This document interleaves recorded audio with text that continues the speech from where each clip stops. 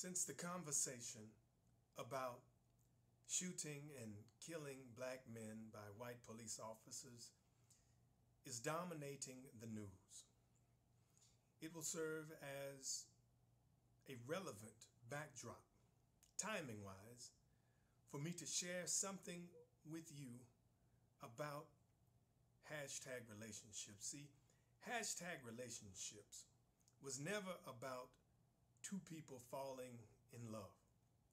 It was never about finding a date. It was never about getting married. No, hashtag relationships has always been about how we have been divided as men and women. It has always been about the old adage, together we stand and divided we fall. It has always been about the scripture, Mark 3:25, that says a house divided against itself cannot stand. So I believe it is time to merge the built-in message from hashtag relationships with the now highly publicized threat of black men's lives at the hands of white police officers.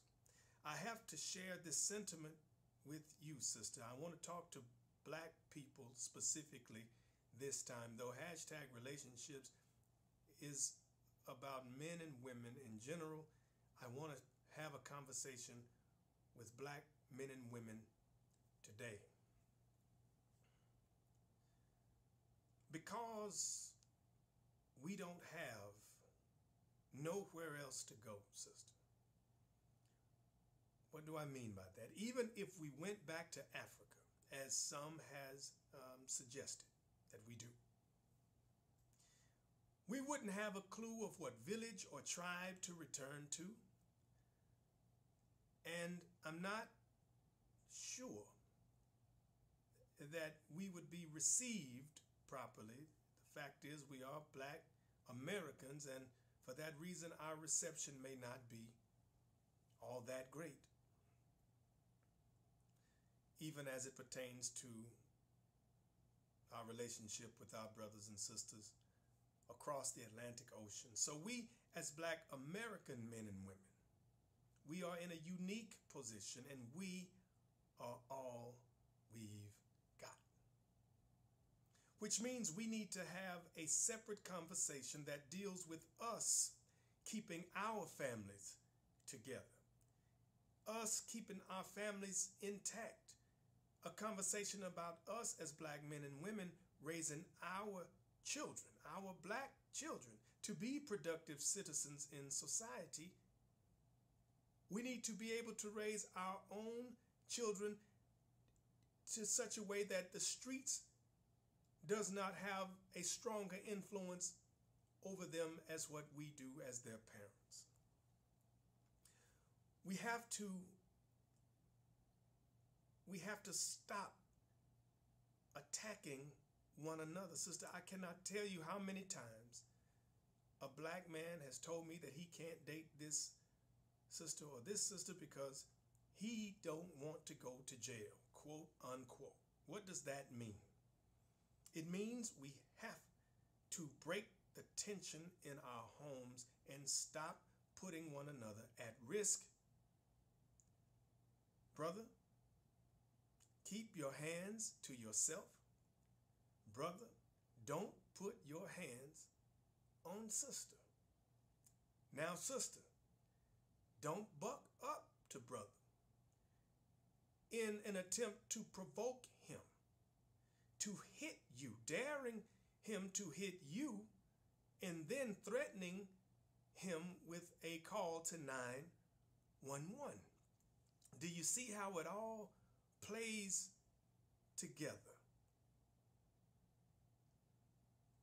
Now, instead of cussing him out, sister, instead of being disrespectful and jumping in his face and threatening to call 911 on the brother, if you don't respect him, then this is what I want you to do.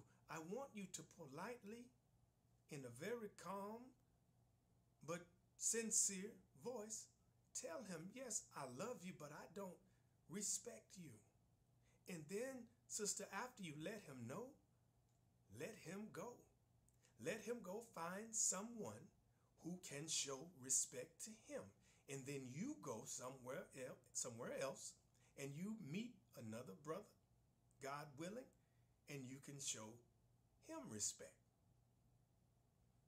The both of you will be better off than the fussing and the fighting due to a lack of respect. You see, I want you to understand that if you are in love with a black man, sister, you are in love already with the most disrespected creature in North America. And I say creature deliberately because animals are treated with more compassion than your black sons, your black brothers and nephews and cousins, than your black husbands and fathers. But he loves you, sister. He wants to be with you. But, if you don't see it now, because it wasn't for you to see a couple of days ago or a week ago or 2 weeks ago, but if you don't see it now, what I mean by what if you don't see it now, what your black husband or boyfriend or fiance or the black man that you're in love with, if you don't see now what we have to deal with every day just walking outside. See, this ain't about being shot and killed by cops. This is about being fed to the wolves by the women that we want to spend our lives with. And now I'm not asking for a pity party from you, from anybody. I wouldn't even accept a pity party from anybody. I'm not that kind of man. I'm trying to paint a very clear picture of how detrimental it is for us to be in unhealthy relationships, particularly if you are a black man.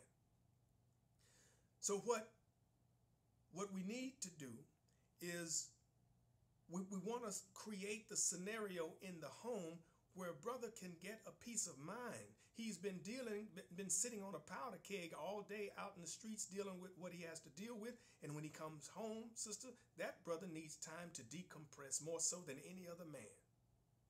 He needs time to decompress. He needs to have a peace of mind, and that a peace of mind that can only come from the serenity and the sanctity of his home. And from the fact that he has to deal with what he has to deal with every day, he needs a place to decompress, and his home should be that place.